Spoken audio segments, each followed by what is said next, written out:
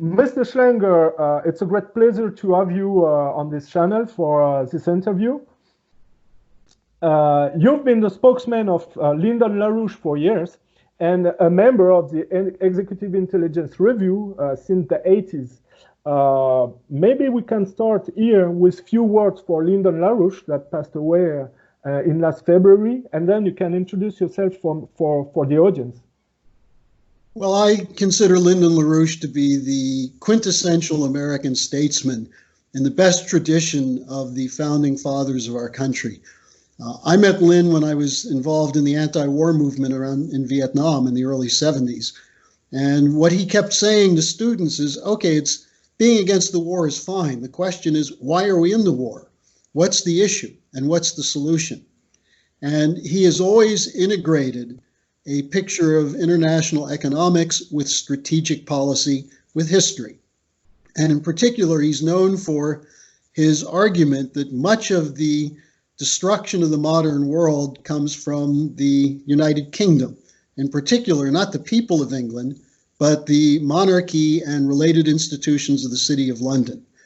And these have their tentacles in the European Union now, very significantly in the United States, as we see from the whole Russiagate, the role of Christopher Steele, Sir Richard Dearloffe, the chaos in the last decades, the Iraq War, the Middle East escapades, and so on. Much of this has its origins from British intelligence, but the British don't have the military to back it up.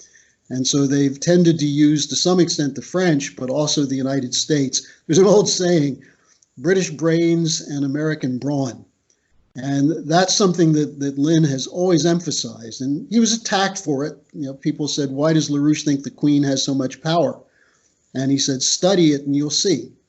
So I worked with LaRouche for many, many years. Starting in 1999, I was one of his two national spokesmen, and I continued until his death last February. And I think your viewers will get a sense from hearing from me the scope of our involvement and LaRouche's personal role in terms of shaping policies in the United States. And just one final point on LaRouche. I got to know during this last campaign in 2016, Roger Stone, who was a longtime friend of Donald Trump and an architect of his campaign. And when Mr. LaRouche passed away, Roger Stone was asked about that. And he said, I'm very familiar with the prophetic wisdom of Lyndon LaRouche. And he said, LaRouche played an important backstage role in the election of Donald Trump. And that doesn't mean that LaRouche talked to Donald Trump or that we're directly involved. But what Roger was referring to is this idea that there's an American system, a political system, an economic system, that's a dynamic system that allowed for the United States to become the world's greatest economic power. And then there's the British system, which is a parasitical empire, and that there's been a fight between the two. And to some extent, Donald Trump not only understands that, but has been orienting his policy towards working together with the ascending power of China and also with Russia, and shifting away from the old U.S., Europe more broadly, but specifically U.S.-British relationship. And that's what has been the central feature of my concern. I personally am somewhat of quite knowledgeable on geopolitics and how the British, going back to, you know, however far you want to go back, but especially in the beginning of the 20th century, Halford Mackinder and the theory of geopolitics, how much that shapes events in the current world. And I think that's why we've been effective in defending the president, not on his character or on all of his policies, but on his willingness to stand up and fight against this secret government that has done so much damage since the time of the assassination of John F. Kennedy. Okay, because if I look at the some of the work that were provided in Executive Intelligence Review, they explain that during the Second World War, the British services and the American service were mixed up inside the United States of America, and then after the World War, they don't completely split, but they privatize themselves, but the English stayed in the United States of America, and that's the way they influence the foreign politics of United States of America from within United States of America. Can you develop a little this aspect? Sure. The fight in the first part of the 20th century was between the British, who wanted the United States to join them as a naval power, and those people in the United States who were more concerned with developing the United States. And this came to a head with the Franklin Roosevelt election. And people don't understand Roosevelt very well. He's called all sorts of things, but essentially, the most interesting thing about Roosevelt was his opposition to Churchill. And Roosevelt had many, many meetings with Churchill where he said to him, look, Winston, after the war, we're not going to be rebuilding the British Empire. And this was the fighting issue between Churchill and Roosevelt. And Roosevelt had his allies like Bill Donovan, who formed the OSS, which became the basis of the CIA. But there were many people in the CIA, particularly those associated with the Harriman interests and the Dulles family, who were Anglophiles. They saw the United States as needing a partnership with Britain. They admired the British monarchy. They admired the British intelligence services. Sir William Stevenson, who was one of the key people in the SOE, the British Secret Special Operations Executive, Stevenson came over after Roosevelt's death and organized the CIA. And he also did it through the Office of Naval Intelligence. So there's always been an element of the U.S. intelligence community since World War II that oriented toward the British and the so-called special relationship. And on the other side, you had what you might call the American nationalists, who were involved internationally where they had to be, but didn't think that it was America's role to be a policeman of the world. And that tradition comes from George Washington, who warned of foreign entanglements, and from those in the United States who said, if we develop our own nation, we can be a model for others, but we don't have to impose our model physically. Now, today we have the biggest expression of the British system in the United States is the neoconservatives and the neoliberals.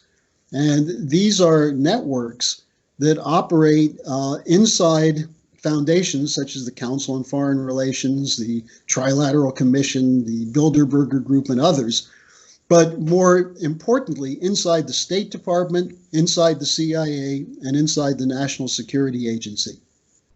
And these are the networks that were involved, I would argue, in the Kennedy assassination and the cover-up, in all the wars the United States has been involved in since then, going back to Bush Sr. and the original Iraq War. And this is also the network which is insisting that Trump is making a mistake by trying to work with Putin. Because as James Clapper, the lying former director of national intelligence, said, the Russians are genetically incapable of democracy, and they're genetically enemies of America. Now, this is the British element within the U.S. intelligence community. And I might add, in the media as well. The U.S. media is very much like the Daily Telegraph, the Economist, which is the old Rothschild publication, and so on. So you're basically explaining to the audience that the old colonialism of the English Empire through the United States of America is pushing further and more far by the insiders that are linked to the old English heritage. They push America in the wrong direction to extend the legacy of the old British Empire, the traditional colonialism of English. No, that's absolutely right. And you see it economically with the United States, Treasury officials and others, the total supporters of the International Monetary Fund, which functions as a kind of coordinating center for a global bankers dictatorship. You see it in the role today of people like Mark Carney, the chairman of the Bank of England, who's at the center of trying to organize a new financial system with a weaker dollar and a weak U.S. But yeah, this has been the conflict. And you see it also in the debate over such things as what should we do with Ukraine? What should we do with Syria? And, as you and I were talking about before, you can see very clearly that the U.S. and the British, and by U.S. now I'm talking about the intelligence community, the State Department, worked together with the British on regime change in Libya, and of course the French played a role in that, Syria, Ukraine, and so on. And what's interesting to me, and it's worth noting, is that in the US military, particularly in the Army, you have people who are allied with Trump's view, people who have seen war, who don't want to be in wars. They're not paperclip generals or chicken hawks like the Dick Cheney types, but they were in Iraq and they don't want war. They want the US to pull out of these wars. And who's supporting the wars? Virtually every single person in the Democratic and Republican Party, because they're steeped in this British geopolitics, the idea that you have to have an enemy image. And this goes back, and I think it's important that Trump has used this term recently, it goes back to Eisenhower's discussion of the military-industrial complex, which is not just the military or the defense contractors, but the consultants and the so-called democracy builders and the think tanks and the economists who believe in this idea today of American unilateralism. This is the American version of the British Empire, the Project for a New American Century, so-called PNAC, that came at the end of the communist era, came along and said, this is the end of history. American liberal democracy has prevailed. This is the only system that will be allowed anymore, and anyone who goes against it will pay the price. And look at Gaddafi. Look at Saddam Hussein. Look at what they tried to do to Assad. Look at the vicious attacks on Putin, and now as well in the United States on President Xi of China, because they don't go along with the International Monetary Fund and the City of London, Wall Street global policy.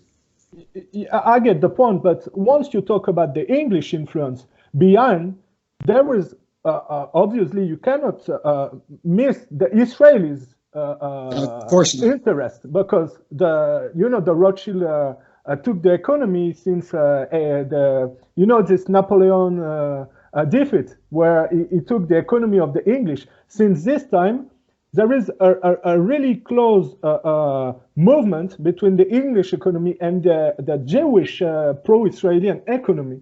So behind what you are denouncing with the British, we cannot avoid the role of the Israeli interests that are pushing in this direction, because obviously it is their interest to do such.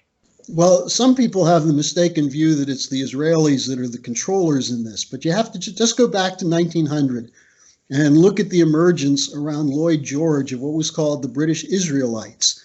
These were not Jewish people. These were people who wanted to use the so-called Holy Land to make sure there would never be a bridge between Asia, Europe, and Africa. That's what geopolitics is about. That's what Mackinder's about. The idea of land bridges, whether it's the Trans-Siberian Railroad or Berlin to Baghdad Railroad, that threatened British control of the seas. And so what they did from 1900 to 1916 was prepare for the collapse of the Ottoman Empire. And one of the things they did was they came up with this artificial idea called Zionism, the idea that Jews want to return to the Holy Land. Now, I come from an Eastern European Jewish background. My grandparents didn't want to go to Jerusalem or Israel. They came to Brooklyn, New York. And a large number of Jews migrated from the terrible conditions in Russia and Poland with pogroms and so on to the United States. Or as Larouche once put it in a very interesting way, if a Jewish tailor in Minsk wanted to get sand up his butt, he'd go to Miami Beach instead of Tel Aviv. Now, the Balfour Declaration was the British sanctioning of creating a so-called Jewish homeland. But it wasn't possible until they rounded up the refugees from the end of World War II and shipped them to Israel and made this a cause internationally. Now, I would argue that in many cases, the Israelis have served as among the more important allies of this British Empire. And there was always a fight. Look, to go back to Eisenhower and this idea of the military-industrial complex, in 1956, the Israelis, in coordination with France and Britain, invaded Suez. They were going to knock out Nasser. And Eisenhower told the British, get the hell out, or we're going to put sanctions on you. because he did not want a war, a confrontation between East and West over in support of Israel over the Sinai. And it was at that point that the Israelis escalated their efforts to get nuclear technology from the French. So, if you look at this thing, you have, I would argue that the French have played a pretty dirty role as sidekicks in this Anglo-American empire. But that you're absolutely right in describing it as a new form of colonialism, where you use banker policy, conditionality policies of the International Monetary Fund, and then false flags in the form of terrorism, many of which were trained and created initially by the British and then by the CIA. So we're dealing with the legacy of a couple hundred years of British imperial policy. And unfortunately, with very few exceptions, this is what's taught as history in the United States. This is what's taught in economic policy, strategic policy. I just did a talk at a major conference on the difference between John Locke and the American Founding Fathers. The American Founding Fathers rejected Locke, and yet today you'll find everyone praising John Locke as the father of the Constitution. So there's been a brainwashing operation run by the City of London, top down through the universities, and I see the same thing in France.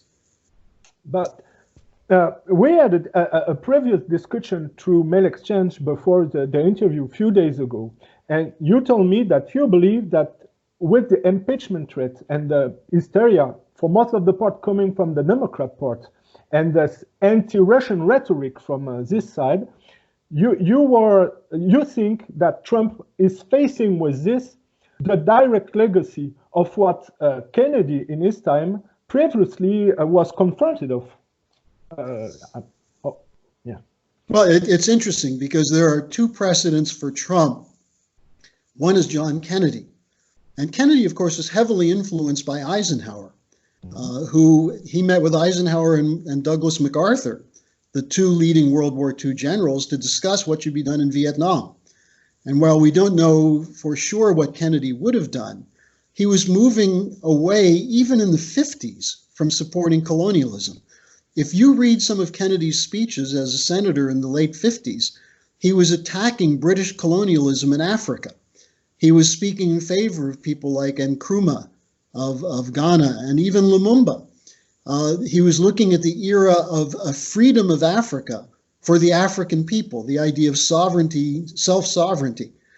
And Kennedy took that seriously, not just in terms of colonial wars like Vietnam, but also in terms of his commitment to freeing the United States from the tyranny of the private central bank, the Federal Reserve. In June 1963, he ordered the issuing of treasury notes because the Federal Reserve wouldn't fund economic development in the United States. So Kennedy was facing these same networks that ran the Bay of Pigs, that nearly got the world blown up in the Cuban Missile Crisis. And what Kennedy did was he used back-channel discussion with Khrushchev, where he was starting to talk about how we have many things in common and we should act on that. So between his refusal to go along with British colonial plans, which was a legacy of Franklin Roosevelt, and then his moves outside of the traditional financing, and then his opposition to the CIA, I think he sealed his death warrant with that. Now, interestingly, there was a little bit of that in Ronald Reagan. And this is something that's not understood by people outside a small group of people. Reagan brought Lyndon Larouche in 1982 to negotiate with the Soviet Union on the Strategic Defense Initiative. LaRouche was actually working with the National Security Council to meet with Russian generals and scientific figures to discuss the feasibility of joint deployment of the Strategic Defense Initiative, the anti-missile defense system, so that we could end the era of mutual and assured destruction.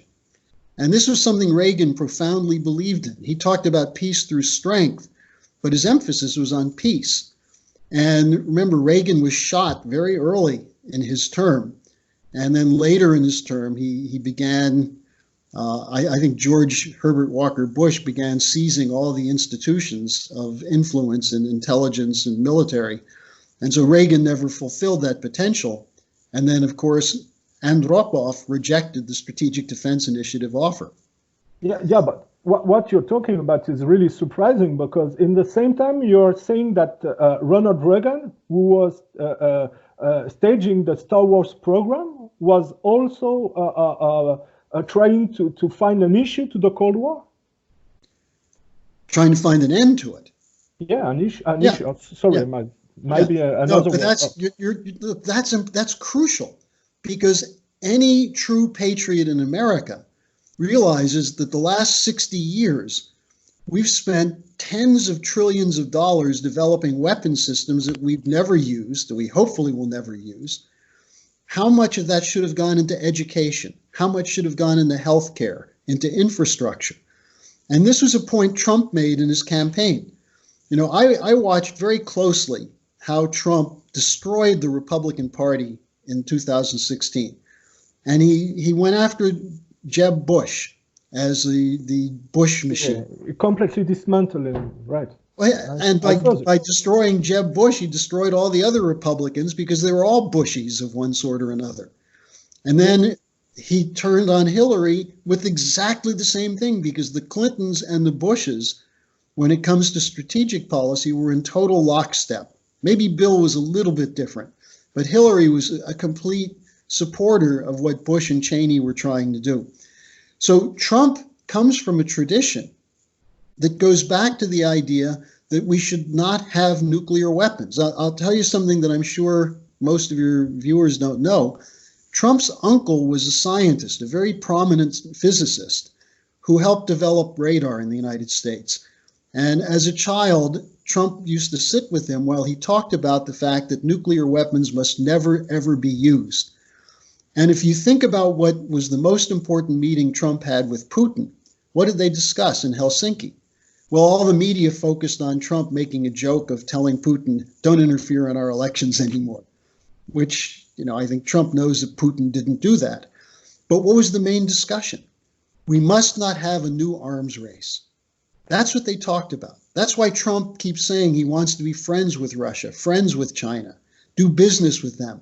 Let other countries be sovereign also. You know, he's ridiculed as an American firster, but he said at the United Nations General Assembly last September what he means by that.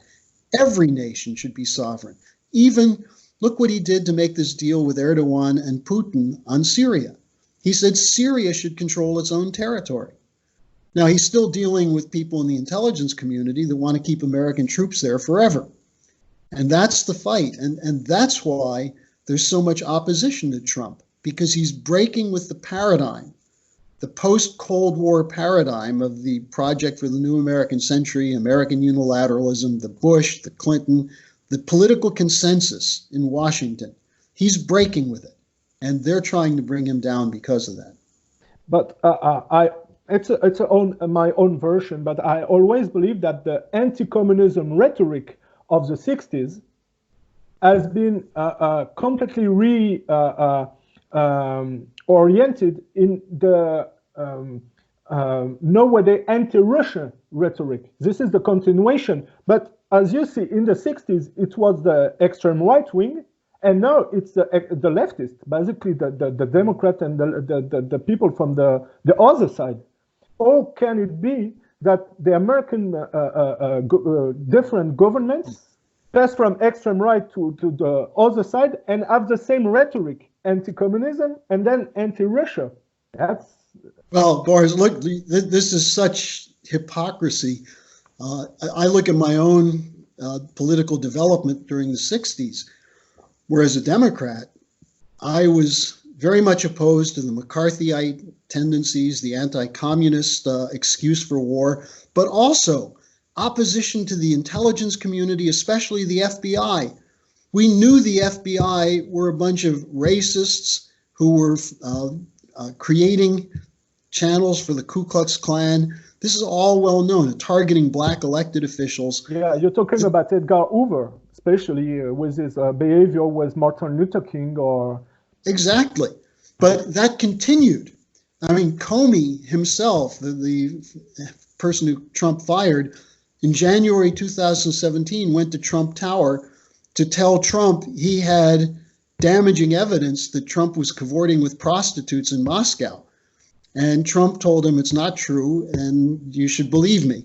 And Comey said on leaving the meeting, he considered that his J. Edgar Hoover moment. These guys haven't changed.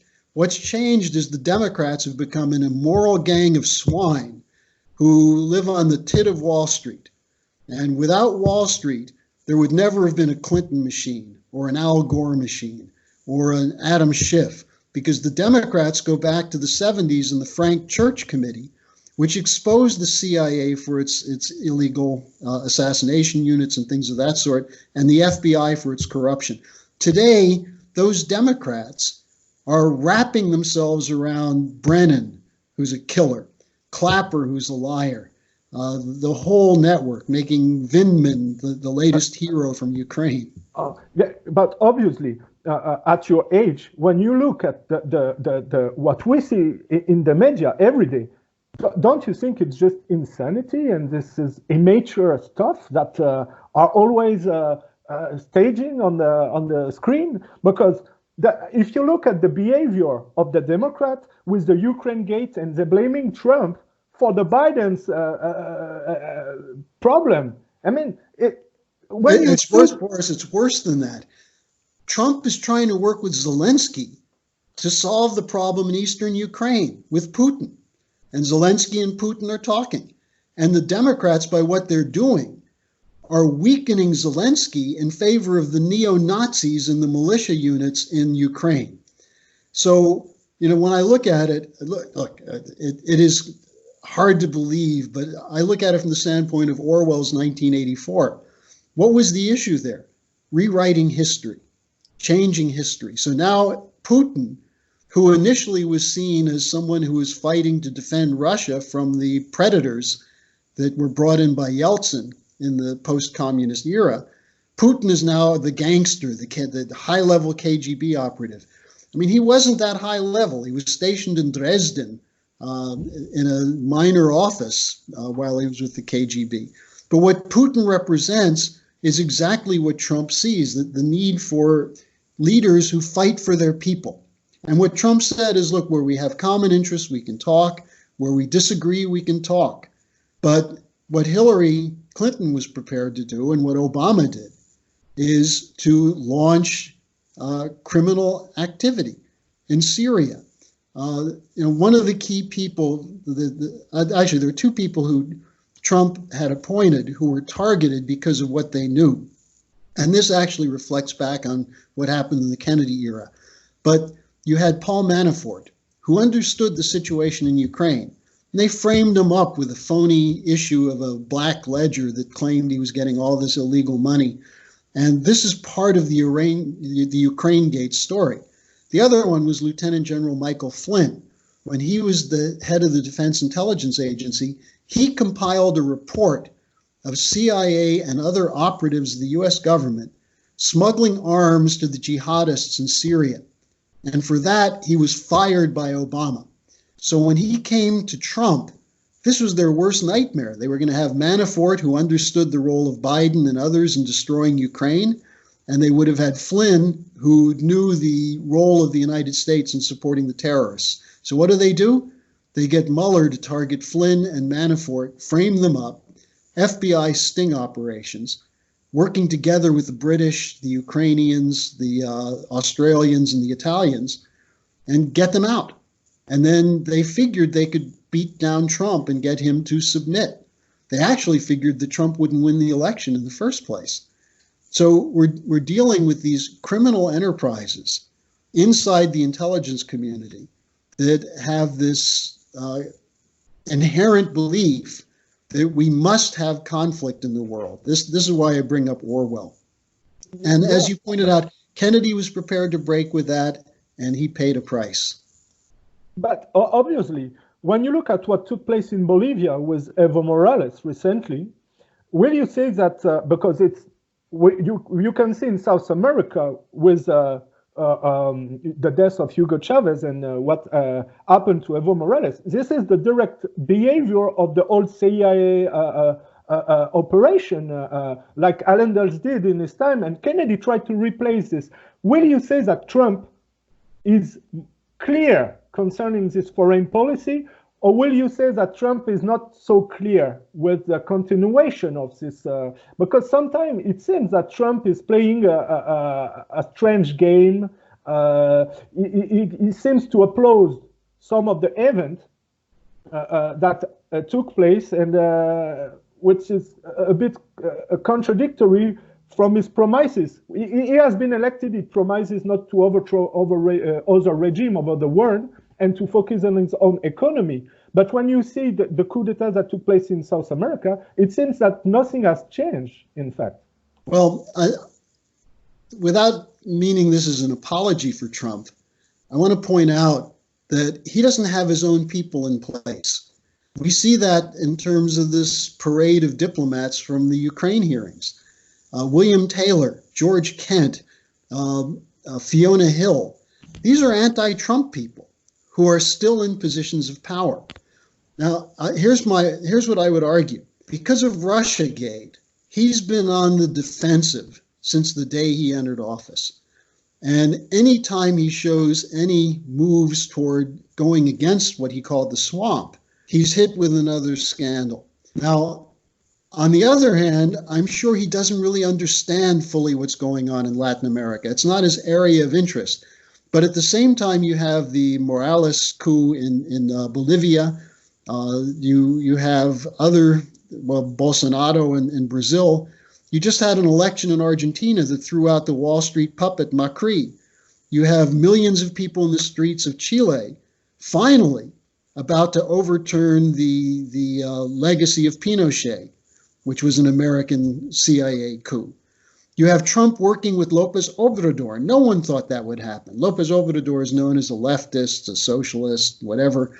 He and Trump have a complicated but decent relationship. Where Trump can see, one other example is with China, where you have crazies like Marco Rubio from Florida, who's the legacy of the old gusanos of the Cuban movement, who are calling for literally a war with China. They insisted you have to say something about Hong Kong. And he said, look, we want democracy in Hong Kong, but I leave that to my good friend Xi Jinping, who I trust and admire.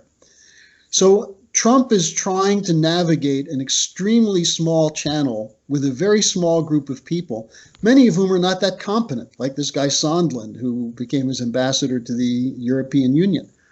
But I think on the important issues, the life and death issues for the planet, which include U.S.-Russia relations, U.S.-China relations, Trump has done the right thing. In the Middle East, he's done the right thing. What do I think he's right in defending Israel to the extent he has? No, but I think he's got a different plan there. And in fact, I think Trump's view is farm some of this out to Putin. Let Putin deal with it, because Putin also has good relations with Israel and with Saudi Arabia. So I think they're trying to carry out a change from the neoconservative unilateralist paradigm to a new paradigm. And it's going to take a while. But that's why I'm devoting almost all of my activity, and LaRouche PAC is devoting its activity to stopping this coup, but stopping it by showing that the people who are running the coup are the same people who ran the wars, run the torture and terror operations, and also run the International Monetary Fund austerity policies that are destroying nations. And if Trump were to be more open and clear on that, I think he would be able to drain the swamp and clean things up. And why he's not, I can't really tell you. But this is something I want to develop in this interview, because when we look back at the 50s, the 60s, and the 70s, it seems that the Commonwealth developed many networks all over the planet to extend the interest of some elite circles.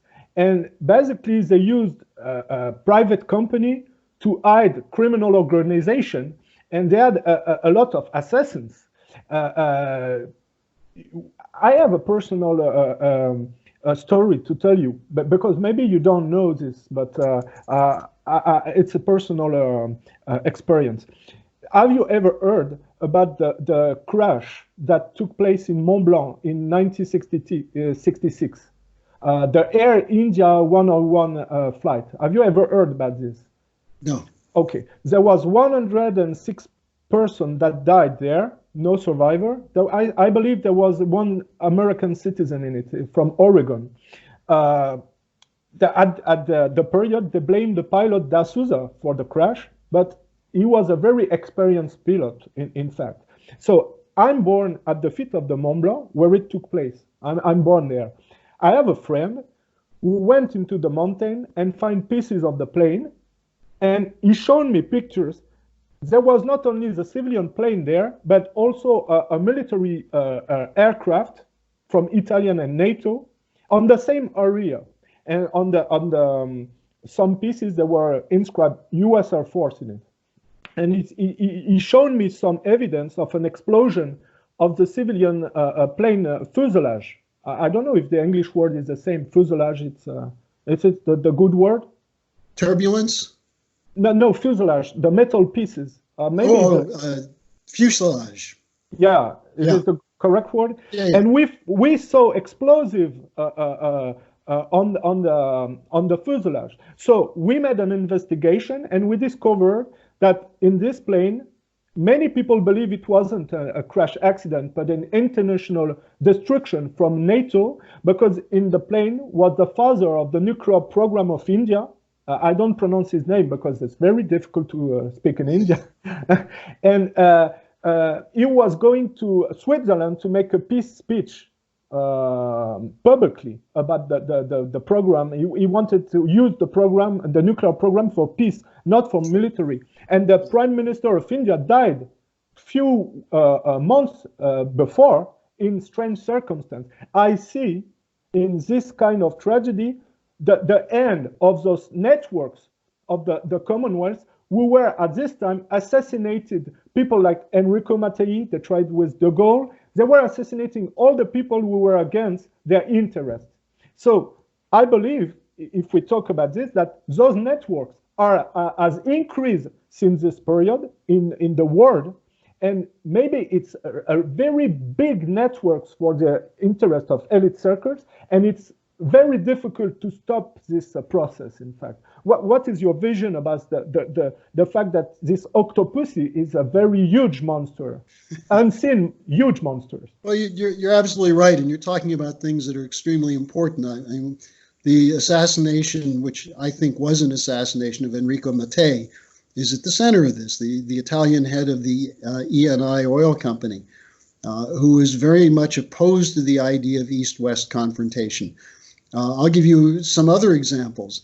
When the Berlin Wall came down, the head of Deutsche Bank at the time was a man named Alfred Herrhausen. And Herrhausen was saying we should not use shock therapy against Russia and Eastern Europe. We should help them build up their industries. They have a skilled workforce. They just had a crappy system. Let's help them modernize it so we can integrate them into the Western system. Herrhausen was assassinated by a non-existent terror unit called the Third Generation Baader-Meinhof.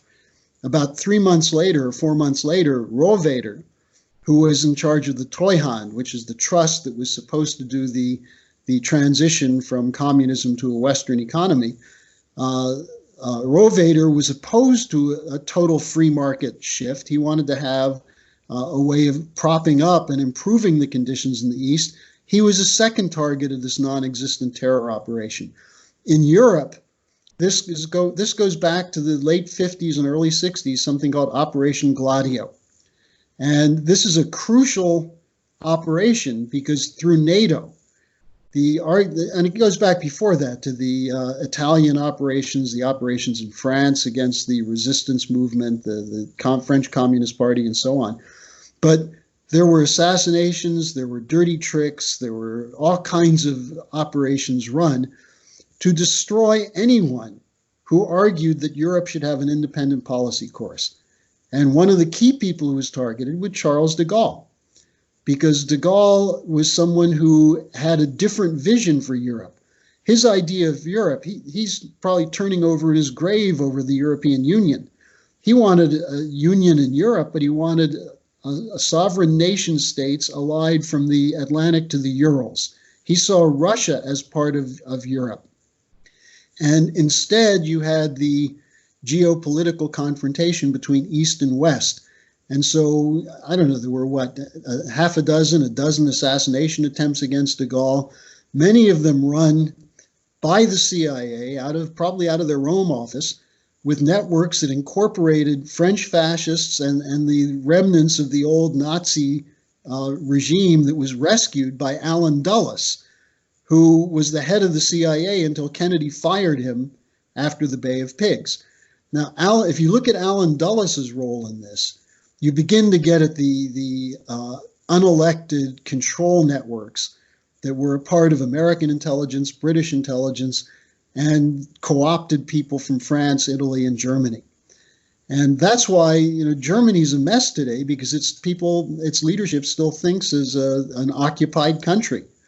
And I think that the legacy of de Gaulle has been so smeared and attacked that people, you get someone like Sarkozy, who would occasionally pretend he was a Gaullist, or Jacques Chirac, who was a poor imitation of de Gaulle.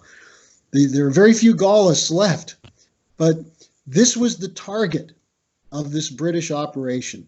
And the British brought the Americans in, and people like James Jesus Angleton, who was the sidekick of Allen Dulles, who ran counterintelligence for the CIA for years. These are the people who most likely were involved in the Kennedy assassination. And what's their legacy today? John Brennan, James Clapper, Susan Rice. You had Fiona Hill testifying against Trump. She's supposedly the top Russia expert. Who was her mentor? It was Pipes and Zbigniew Brzezinski. And Brzezinski comes from the same crowd, of these globalists who believe that sovereignty is a threat to a global system of financial elites. So, you can go through a lot of assassinations. I appreciate your report to me on Mont Blanc. I wasn't aware of that. But nobody, because it's a friend of mine that finds this, that people at this period believed there was a crash, but there was no evidence. But I have pictures that are evidence of it. Well, look at what's coming out now from the chemical warfare investigation in Syria, the fact that this was a fraud. The Skripal case in London, another fraud. The idea that the Russians shot down the jetliner over Ukraine. There are so many of these frauds. Just last month, there was an assassination of the chief engineer of the modern dam that was just built in Ethiopia. So, people who represent this tradition, and you mentioned India, look at the Gandhi family, what was done to Indira Gandhi and then Rajiv Gandhi. And that's the British playground. You look at the Saudi role, the Wahhabite, that was developed at Oxford, that artificial synthetic version of Islam. Look at the synthetic version of Judaism that presides in Israel now, Zionism. That's another product of the Ashmolean Museum at Oxford. But those networks are really huge. But if you look at the transformation of those networks with time, they adapt themselves with the historical process. They were anti-communism at the period of Kennedy, but once USSR failed, they transformed into a group that financed the failed jihadists to destroy, stage this war on terrorism, financing terrorism to justify their interventionism. No, you're absolutely right. And look, they had to evolve to some extent, because after communism fell, what was the purpose of NATO? Well, all of a sudden, the purpose of NATO is to protect the Ukrainian people, except the people who were doing that destroyed Ukraine. If you look at Ukraine in 1991, it had the 10th largest GDP per capita in the world. Today, Ukraine is 42nd out of 42nd European countries in per capita GDP. Why? The International Monetary Fund and then the Maidan coup in February 2014. The people who were out there complaining that Trump is threatening to bully Ukraine and attack Ukraine and blackmail Ukraine, they're the ones who destroyed Ukraine. Now, did the media report any of it? No, not at all. You're completely right on this. If I look at the coup d'etat that took place in Ukraine recently, on our modern era, the media version is completely insane, because I know, because I studied it, that the CIA came with a large amount of money.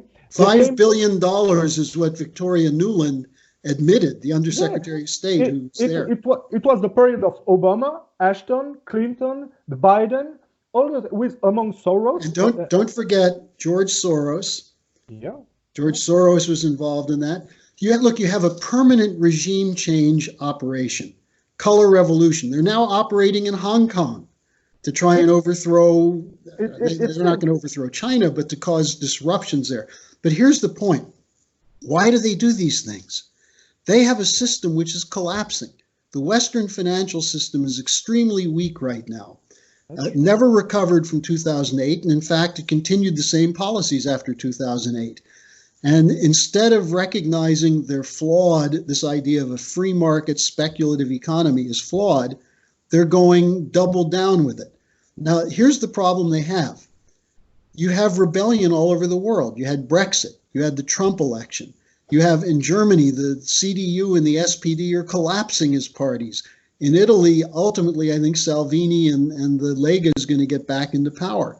France is a little bit different, but I think the shine of Macron is gone, and he's being exposed as nothing but a puppet for these same criminal bankers. But then you look, as I mentioned, Chile, Brazil, Argentina. There's a global rebellion against this consensus. Because it's obvious, you can see their behavior, that it's insane. It's immature. If you look at the accusation of Biden against Trump, obviously everybody heard what he said on TV concerning the Ukraine gate and his son blackmailing the Ukraine justice. How can people believe those guys? They are completely crazy. But that's the point. I don't know if you've seen the polls in the U.S. since the 2 weeks of impeachment hearings, but the support for impeachment has dropped. And the Democrats are terrified because they say they can't beat Trump in 2020. Now, they won't. Here's the problem. The reason there's this rebellion is that people can no longer make ends meet. I heard one of the yellow vest people was asked on an interview on the street. They said, "Aren't you worried about climate change and that's going to destroy the planet?" And he said, "You're talking about something in 50 years. I'm trying to make it through the end of the month, which I can't do with these new taxes." Now, people are being hurt by the policies, badly hurt. The suicide rates are up in places like Greece, in places like Ohio and West Virginia and Wisconsin in the United States. The opioid epidemic is killing close to 100,000 Americans, young people who have lost hope.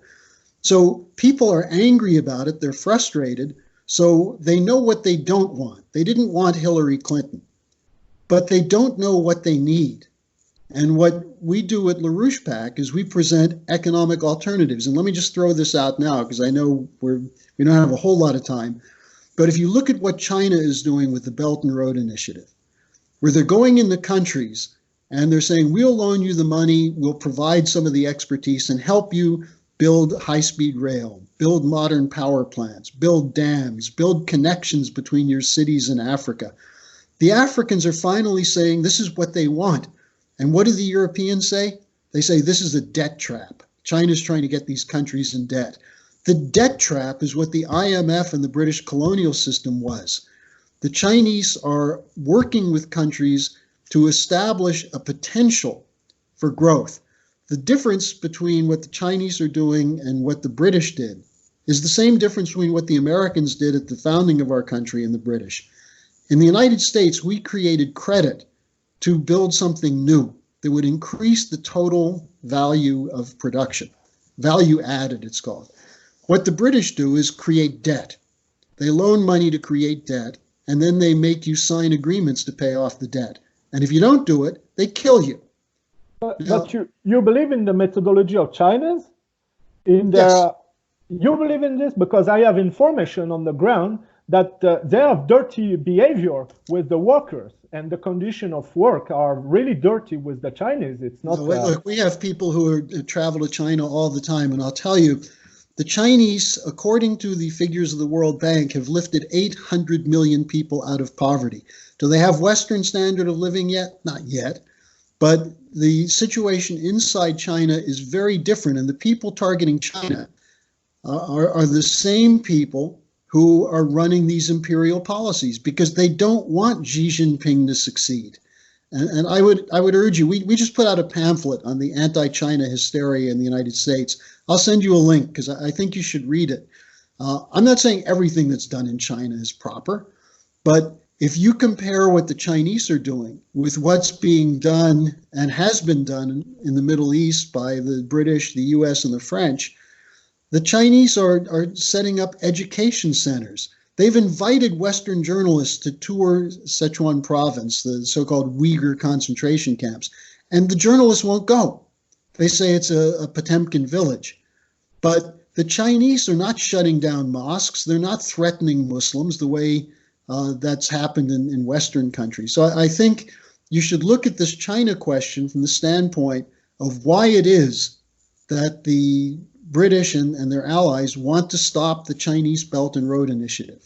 I understand your point of view, but I perceive the Chinese as a subversion of what we are criticizing.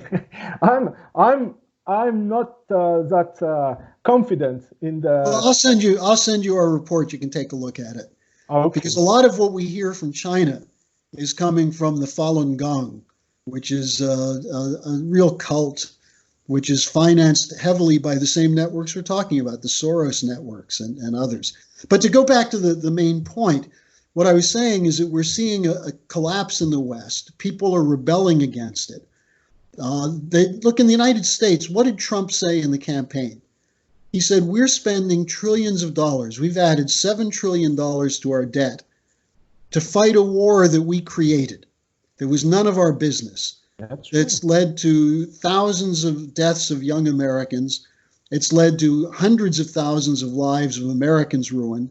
We've killed millions of people in these countries. We've turned people in those countries against the West. But Europe did the same. Europe did the same. Among America, you have the Europeans that were under the influence of United States of America. So we are under the same debt. Exactly. And for what? What did we gain from it?